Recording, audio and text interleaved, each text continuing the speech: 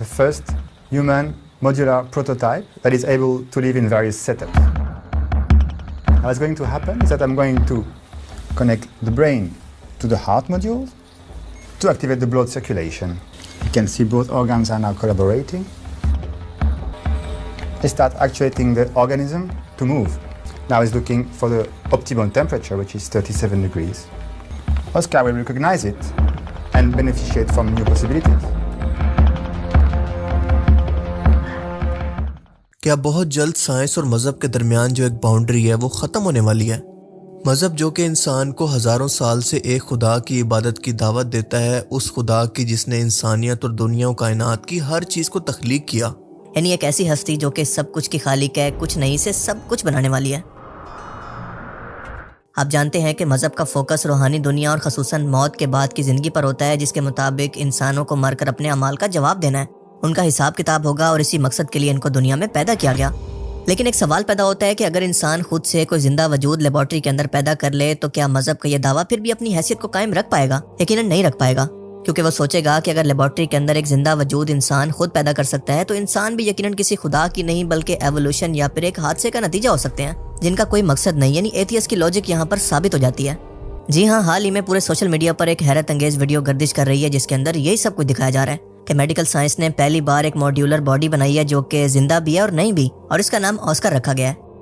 دراصل ہوا کچھ یوں کہ ان کے دعوے کے مطابق آرگینک میٹر سے اس کریچر کے مختلف باڈی پارٹس کو مثلاً ہارٹ، لنگز اور مسل کو ایک 3D پرنٹر سے بنایا گیا اور ان کو آپس میں جوڑ کر ایک مشینی دماغ سے آپس میں کنیکٹ کر دیا گیا، اور حیرت انگیز طور پر یہ وجود جو کہ بے جان تھا خود بخود حرکت کرنے لگا، اس کے اندر جان آ گئی اور یہ موو کرنے لگا، یہاں تک کہ یہ سانس بھی لے رہا تھا۔ اب ظاہر ہے کہ اس ویڈیو کے بعد کوئی بھی مذہبی شخص، خاص طور پر مسلمان، یہ دیکھے گا تو سوچے گا کہ اللہ تعالیٰ تو قرآن کریم کے اندر فرماتا ہے کہ پوری انسانیت کو چیلنج ہے کہ تم دنیا کے تمام انسان مل کر بھی ایک مکھی تک کو نہیں بنا سکتے، یعنی چھوٹے سے ایک زندہ وجود کو نہیں بنا سکتے، تو پھر اس وجود کو بنانا کیسے ممکن ہے جو کہ سانس لے رہا ہو، خود سے حرکت کرنے لگے۔ لیکن کچھ ہی وقت لگا مجھے یہ جاننے میں ریسرچ کے بعد کہ دراصل یہ ویڈیو جس کے اندر یہ دعویٰ کیا جا رہا ہے یہ ویڈیو فیک ہے۔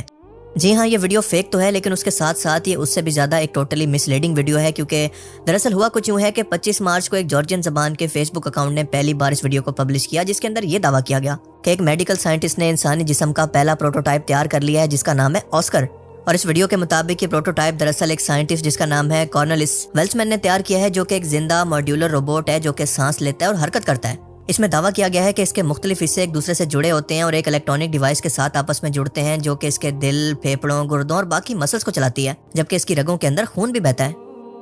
ویڈیو میں یہ بھی کہا گیا ہے کہ جلد ہی 3D پرنٹر کے ذریعے مستقبل کے اندر انسان ایسے انسانی اعضاء بنا سکیں گے جس کے بعد لوگ اپنے قدرتی اعضاء کو مصنوعی اعضاء سے بدل سکیں گے۔ مثال کے طور پر اگر کسی شخص کا کوئی بازو، کوئی ٹانگ، کوئی باڈی آرگن نکارا ہو جاتا ہے تو دماغ کے ساتھ لیبارٹری کے اندر اس کو جوڑ کر سیم آرگن کو انسانی جسم سے جوڑ دیا جائے گا تاکہ وہ پہلے کی طرح کام کرے۔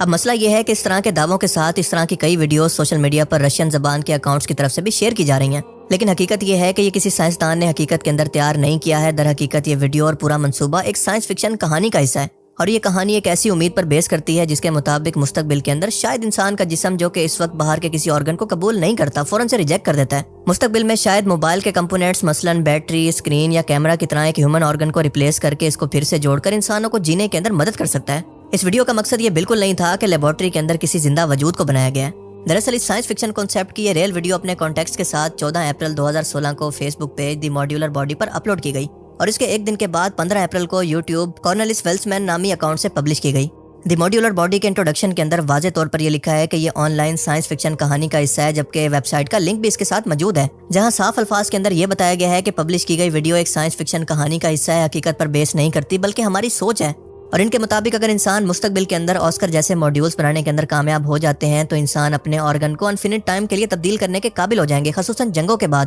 اس میں مزید بتایا گیا کہ موجودہ دور کے اندر آسکر جیسی کسی مخلوق کی تخلیق کرنا ممکن نہیں ہے، کیونکہ ابھی ہم اس کے لیے کم از کم 30 سے 40 سال دور ہیں۔ ہو سکتا ہے کہ اگلے 40 سال کے بعد ہم اس قابل ہو جائیں کہ انسانی آرگن کی طرح خون کی نالیوں والے آرگن کو پرنٹ کر سکیں، اور وہ جسم ہماری ضروریات کے بالکل مطابق ہوگا، یعنی اس کو ایسے ڈیزائن کیا جائے گا کہ جیسے نٹ اور بولٹ کو آپس میں جوڑ کر انسانی جسم کے ساتھ کنیکٹ کرنا پاسبل ہو، اور اس کے بعد ہم دیکھیں گے کہ اس آرگن کو ہر سال اپڈیٹ بھی کیا جائے گا، جس طرح سے ہر سال آپ کے ہاتھ کے اندر نیا موبائل فون نئے فیچرز کے ساتھ آتا ہے، اسی طرح سے یہ آرگن بھی ہو سکتے ہیں، اور اس مستقبل کے انسان کو کبھی بھی اپنے آرگن کو کھو دینے کا کوئی دکھ نہیں ہوگا۔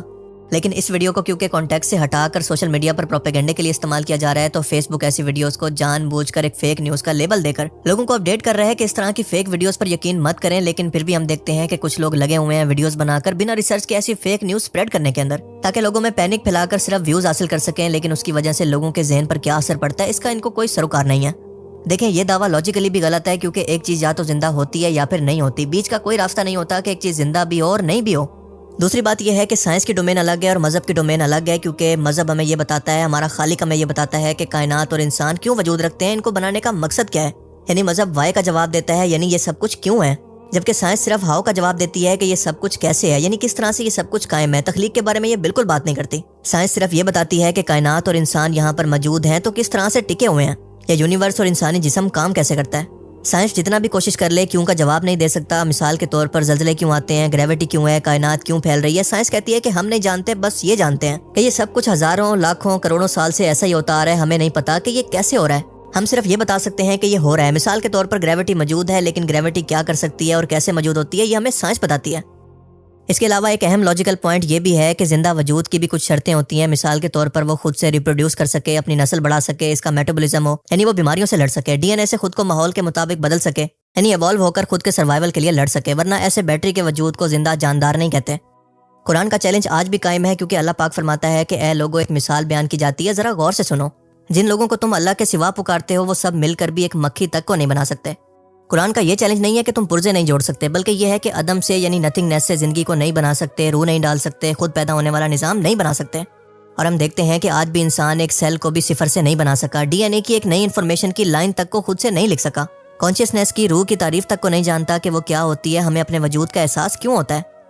ایتھیسزم کہتا ہے کہ اگر انسان زندگی بنا لے تو خدا کی ضرورت باقی نہیں رہتی, لیکن حقیقت یہ ہے کہ انسان زندگی نہیں بنا رہا بلکہ زندگی کو استعمال کر رہا ہے. یہ بالکل ایسے ہی ہے جیسے کوئی کہے کہ میں نے مٹی سے برتن بنا لیا اس لیے مٹی بھی خود بخود بن گئی. یہ لاجک خود اپنے وزن سے گر جاتی ہے.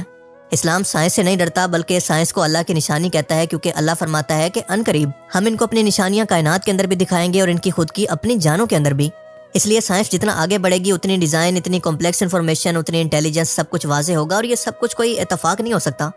سائنس خالق کو ختم نہیں کر رہی بلکہ ہر روز اپنی نئی دریافتوں کے بعد خود یہ بات ثابت کر رہی ہے کہ اتنی پیچیدہ زندگی کا خالق, اتنی کمپلیکس کائنات اور اس کے نظام کا خالق کوئی انسان بالکل نہیں ہو سکتا, بلکہ اس کے پیچھے ایک ہی ہستی موجود ہے جس کو ہم خالق کہتے ہیں. اور دنیا کے مختلف مذہب کے ماننے والے لوگ اس کو مختلف ناموں سے پکارتے ہیں, لیکن ایٹ دی اینڈ دراصل وہی خالق ہے اور وہ اور کوئی نہیں بلکہ صرف اور صرف اللہ کی ذات ہے.